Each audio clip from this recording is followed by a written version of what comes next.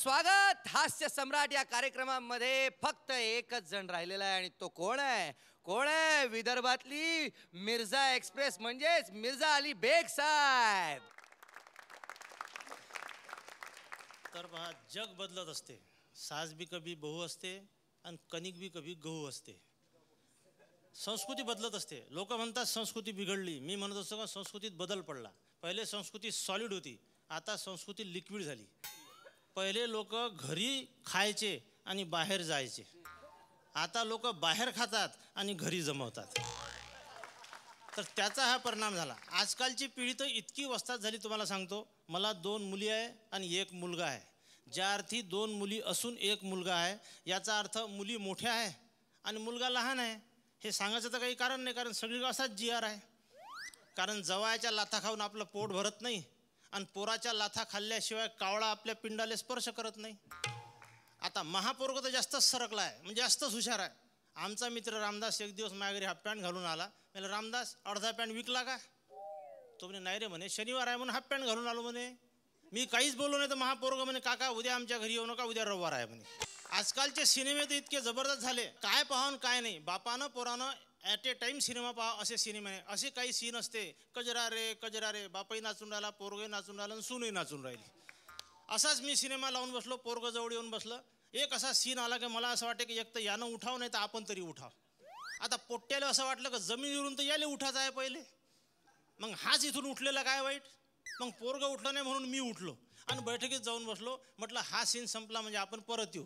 पण मला परत याचं काम पडलं नाही. पोट्टच 30 सेकंदात धावत आलं. चला म्हणे बाबा, सीन संपला म्हणे तो. तर जमाना इतका पुढं गेला. अहो, एक नवरा सकाळी झोपेतून उठला आणि आपल्या बायकोले म्हणे, म्हणजे त्याच्या बायकोले म्हणे, तुला माहीत आहे म्हणे स्वप्नात माझ्या रात्री कोण आलतं? बायको म्हणे माहीत आहे. सांग म्हणे कोण आलतं? तर म्हणे हेमा मालिनी. तुला कसं माहीत? म्हणे मला माहीत आहे म्हणे, ऐश्वर्या रायपर्यंत तुमची धाव नाही म्हणून अजून. बरं म्हणे त्याच्या पुढं काय घडलं तेही माहीत आहे म्हणे मला. तर काय झालं म्हणे, एकटी चालती ना म्हणे हेमा मालिनी तुमच्या स्वप्नात, ते कसं माहीत म्हणे तुले? अरे धर्मेंद्र माझ्या स्वप्नात होता म्हणे. आता मला सांगा, पिढी इतकी पुढे गेली, नवरा बायकोचे संबंध या आध्यात्मिक पातळीवर गेले. मला एक पोरगा आहे, जास्त वस्ताद आहे. आमच्या इथं नेर परसोपन जिल्हा यवतमाळ, मंगळवारी बाजार असते, आठवडी बाजार. मागच्या मंगळवारी मी झोरा उचलला बाजारात जासाठी, तर पोट्ट्याच्या लक्षात आलं का बुडा बाजारात चालला. तो पोट्टा आला धावत, म्हणे अब्बा मैं भी आता हूँ. अबे म्हणलं मैच तो जाता हूँ तर आता हूँ क्या नहीं मालूम नहीं. अब तू काय को आता हूँ? कारण वंशाचा दिवा घरी असला बरा. गेलो बाहेर आणि एखाद्या नायगावकरनं मारली फूक आणि इजला तर काय करता. पण पोट्ट म्हणे येतो तर मी म्हणलं चाल. दिला त्याच्यापाशी झोरा, गेलो बाजारात. आलूच्या दुकानासमोरून चाललो. मले आलू घ्यायचे नव्हते. पोट्ट करे गडबड, आलू घ्या आलू घ्या. अरे म्हणलं हे काय आलू आहे? म्हणलं इतकाले 1 किलो 1756 मावते. अबे आलू असते म्हणलं पंजाबले, हे मोठे मोठे. एखाद्या वेळेस गेलो तर तुझ्यासाठी घेऊन येईन, एकच खाय आणि तिकडंच पाय. पोट्ट्याला वाटलं इतकुसा आलू खाण्यापेक्षा पंजाबचं मोठं आलू खाऊ. मग चाललो होतो वांग्याच्या दुकानापासून. पोट्ट म्हणे वांगे घ्या. मला वांगे घ्यायचे नव्हते. पोट्ट काही ऐके नाही. अबे म्हणलं हे काय वांगे आहे? वांगे असते म्हणलं पंजाबले, हे मोठे मोठे. पोट्ट्याला वाटलं मोठंच वांगं खाऊ बा. मग बाजार झाला. मी त्याला 1 रुपयाचे ते पोंगा पंडित घेऊन दिले.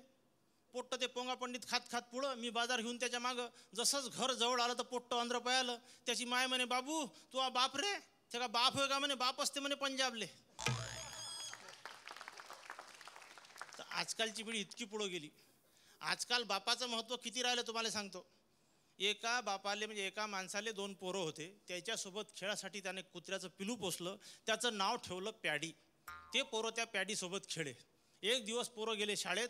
हा प्याडी गेला रोडवर. याच्या उरावरून ट्रक गेला. याचा झाला जांगड बुत्ता, म्हणजे हा मेला. मग आता आईले वाटलं का पोरायले सांगावं कसं. तर आईनं पोरायले शाळेतून येऊ दिलं. त्याला TV जवळ बसू दिलं. 15 मिनटं TV पाहू दिला आणि मग सांगितलं का म्हणे पोरांनो तुमचा प्याडी मेला म्हणे. पोट्टे म्हणे मरू द्या म्हणे, काही कामाचा नव्हता म्हणे, दुसरा घेऊन येऊ. आईला वाटलं टेन्शन संपलं. आई गेली स्वयंपाकघरात. 15 मिनिटानं पोरानं TV बंद केला.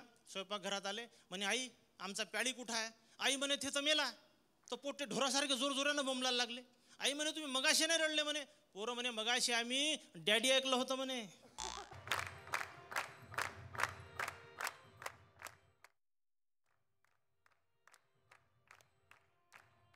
परीक्षकांचा निर्णय झालेला दिसतोय. आता स्पर्धकांना काय वाटतंय आणि कुणाचं काय होणार आहे आम्हाला काही माहित नाही. 2 स्पर्धक आज इथून या फेरीतून जाणार आहेत आपल्या सेमीफायनल राऊंडमध्ये आणि बाकीच्या 3 स्पर्धकांना ही स्पर्धा सोडून जावं लागेल. सर्वात प्रथम मी 5ही स्पर्धकांना इथे बोलवतो. आता या 5 जणांपैकी फक्त 2च जण जातील सेमीफायनल राऊंडमध्ये आणि बाकीच्या 3घांना नारळ दिला जाणार आहे आमच्यातर्फे. नारळ खरं तर आम्ही देणार आहोत, तुम्ही जाताय म्हणून नाही, तर एक शुभ शकून असतो.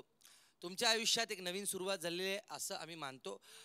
कुणाला नारळ मिळणार आहे हे तर आम्हाला माहीत नाही, ते कळेलच आता थोड्या वेळात. परंतु नारळ देण्याआधी आणि रिझल्ट आपल्याला कळण्याआधी आपण परीक्षकांचं मत जाणून घेऊया. मला असं वाटतं आजचा परफॉर्मन्स सगळ्यांचाच खूप चांगला होता.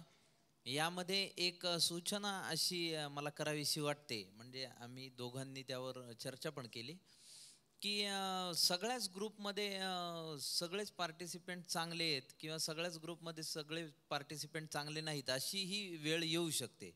त्यामुळे आपण एक ग्रेस म्हणजे ज्या गटात आपल्याला चांगले पार्टिसिपेंट सापडलेत त्यांना पुढे मागे बोलवता येईल अशी एक योजना आपल्याकडे असावी असं मला आमच्या दोघांनाही आवर्जून वाटलं, म्हणून आम्ही हा मुद्दा मांडला. म्हणजे थोडक्यात काय की ज्यांना नारळ दिलेला आहे त्यांनी तो लगेच घरी जाऊन फोडू नये, खोबरं बिबरं खाऊ नये, थोडा वेळ थोडे दिवस ठेवावा. यदा कदाचित निर्णय झाला तर तो नारळ परत घेऊन त्याची रिसीट त्यांना दिली जाईल. वा पोचलेच. तर आजचा निर्णय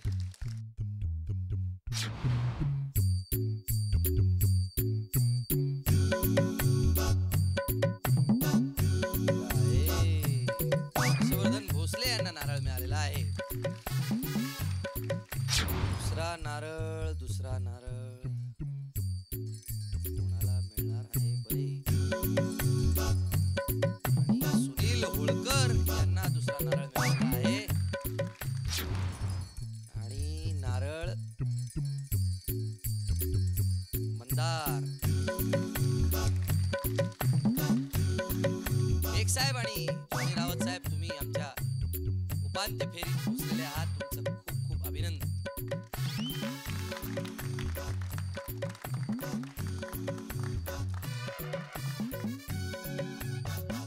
पुढच्या एपिसोडमध्ये 5 नवीन कंटेस्टंट्स आणि त्यांच्याबरोबर आणखी गंमत जमत मजा मस्ती धमाल, हास्याचे फवारे, हास्याचे दुमारे. परंतु तुम्ही जे बाहेर चालले आहात त्यांच्याबरोबर सुद्धा आम्हाला खूप खूप मजा आलेली आहे. पाहूया पुढे काय होतंय. भेटत राहा आम्हाला हास्य सम्राट मध्ये बुधवार आणि गुरुवारी रात्री 10 वाजता. तुमचा आमचा आवडता कार्यक्रम हास्य सम्राट मध्ये. Bye bye, take care, good night.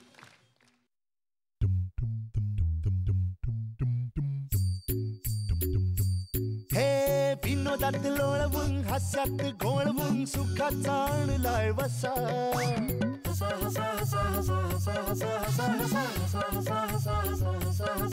हे मजेच अस्वल करील गुदगुल्या पुढ्यात त्याच्या बसा. गडबड लोळाल पाठीवर पडाल खुर्ची पकडून बसा.